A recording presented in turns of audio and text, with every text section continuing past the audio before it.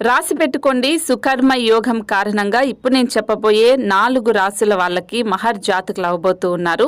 So ఈ రాసుల్లో ఎవరున్నారో కానీ వాళ్ళకి అదృష్టం అయితే వరించబోతుంది.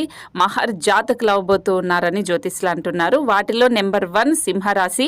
వీరు చేపట్టే ప్రతి పనిలో సులువుగా విజయం సాధిస్తారు. ఆర్థికమైన సంబంధ సమస్యలన్నీ నెరవేరుతాయి. అలాగే వ్యాపారాలు చిరకాలంగా నెరవేరని కోరికలన్నీ నెరవేరుతాయి.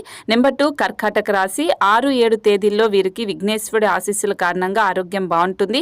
ఏ పని చేసినా అది బాగుంటుంది. సో అలాగే మకర రాశి వాళ్ళకు కూడా ఈ సమయంలో శుభవార్తలు వింటారు. ప్రభుత్వానికి సంబంధించిన విషయాలకు సంబంధించినవన్నీ దక్కించుకుంటారు. విద్యార్థులకు కలిసి వస్తుంది. కుటుంబ సభ్యుల సఖ్యత బాగుంటుంది. మిథున రాశి వాళ్ళకు కూడా ఈ రోజు నుంచే అంతా కలిసి వస్తుంది. లక్ష్మీదేవి అనుగ్రహం లభిస్తుంది. అనారోగ్య సమస్యలు పోతాయి. కష్టానికి తగిన ప్రతిఫలం ఉంటుంది. అత్యవసర వస్తువులు కొనుగోలు చేసే అవకాశం ఉంటుంది.